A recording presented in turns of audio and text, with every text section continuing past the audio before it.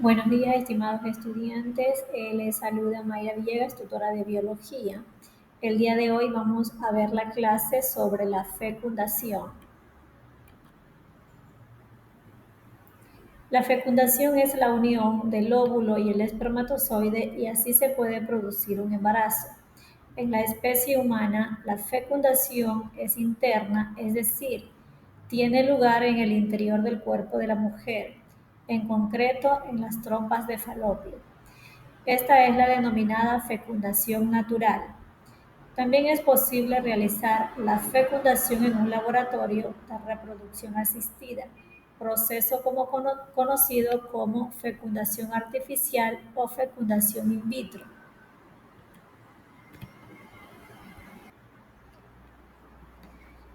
Definición de fecundación.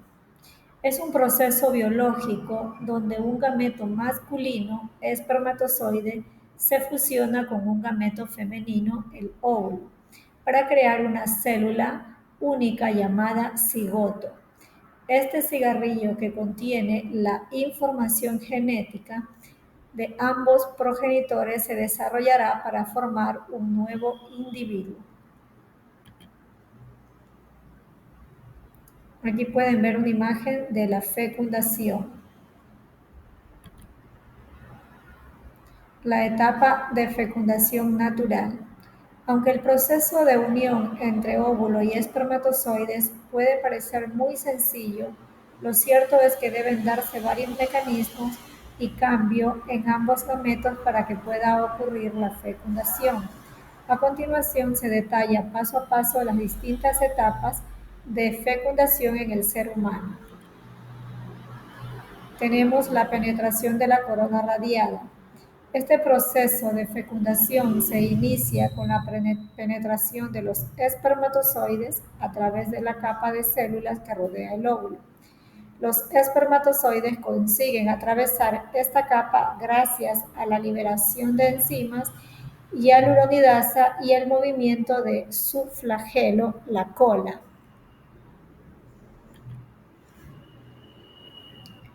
Tenemos penetración de la zona pelúcida. Se necesita más de un espermatozoide para lograr degradar la zona pelúcida, aunque finalmente solo uno de ellos podrá entrar en el óvulo. Para poder atravesar esta segunda barrera, la cabeza del espermatozoide establece contacto con el receptor ZP3 de la zona pelúcida del óvulo. Esto desencadena la reacción acrosómica, que consiste en la liberación de enzimas hidrolíticas denominadas espermiolicinas. Dichas enzimas disuelven la zona pelúcida para permitir el paso del espermatozoide. Asimismo, la reacción acrosómica provoca una serie de cambios en el espermatozoide que permiten su capacidad final para poder penetrar en el interior del óvulo, fundiendo sus membranas. Tenemos la fusión de membranas. Cuando el espermatozoide entra en contacto con la membrana plasmática del óvulo, se desencadenan tres procesos distintos en el gameto femenino. Primero, la formación del cono de fecundación. Segundo, la despolarización instantánea de su membrana. Y tercero, la liberación de gránulos corticales en el espacio perivitelino. La formación del cono de fecundación permite la función de la membrana del óvulo con la del espermatozoide, para que la cabeza del espermatozoide pueda entrar, a su vez, gracias a la despolarización de la membrana del óvulo y la liberación de gránulos corticales. Se evita la entrada de otro espermatozoide.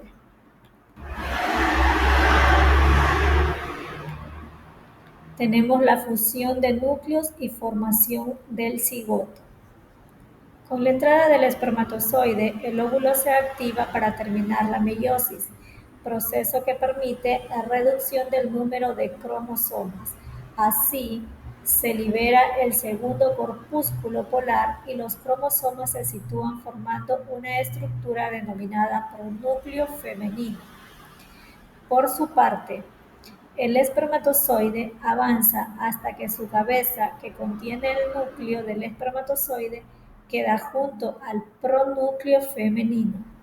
La cola se desprende para determinar degenerando y el núcleo se hincha para formar el pronúcleo masculino. Una vez que ambos pronúcleos se encuentren uno junto al otro, ocurre la fusión de ambos.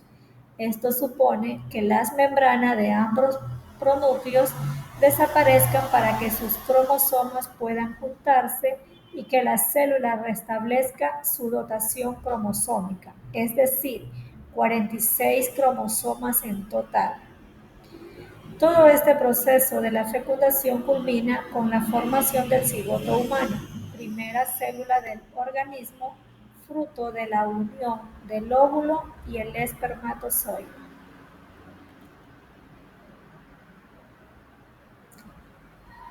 Los cromosomas sexuales son el par de cromosomas que determinan si una persona es hombre o mujer. Las mujeres tienen 2 cromosomas X, mientras que los hombres tienen un cromosoma X y uno Y. Si el óvulo es fertilizado por un espermatozoide con un cromosoma X, el bebé será niña. Y si es fertilizado por un espermatozoide con un cromosoma Y, el bebé será niña. La fecundación de gemelos y mellizos.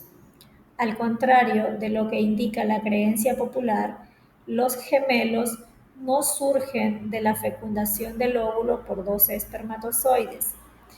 Como ya hemos indicado, el óvulo tiene un mecanismo para evitar la fecundación doble y múltiple, ya que los embriones resultantes no serán viables. Para que puedan originarse gemelos, la fecundación es idéntica a la que da lugar a un único bebé. Un espermatozoide penetra en el interior del óvulo. La diferencia reside en las divisiones celulares que ocurren a continuación. En este caso, por causas aún desconocidas, el embrión se divide en 2 y se originarán 2 bebés genéticamente idénticos, lo que implica que serán del mismo sexo. El origen de los mellizos es distinto. En este caso, se produce la fecundación de 2 óvulos distintos, cada uno de ellos por un espermatozoide. Por lo tanto, los procesos de fecundación y desarrollo embrionario serían los habituales, con la particularidad de que los 2 bebés se desarrollarían a la vez en el vientre materno. Los bebés no serán genéticamente idénticos ni tampoco tienen por qué ser del mismo sexo. Y por último tenemos qué ocurre después de la fecundación. El óvulo fecundado constituye una nueva célula denominada cigoto, que empieza a descender por la trompa de falopio hacia el útero. Durante ese proyecto, el cigoto se divide para dar lugar al embrión de 2 células. El término cigoto solamente se utiliza para definir el primer estadio embrionario de una célula única. A medida que avanza por la trompa, el embrión seguirá dividiéndose para permitir la formación del blastocito, estructura con muchas células que empiezan a diferenciarse en que tienen la capacidad de implementarse en el útero y dar lugar al embarazo. Gracias, esto ha sido la clase del día de hoy. En la próxima veremos lo que es el embarazo.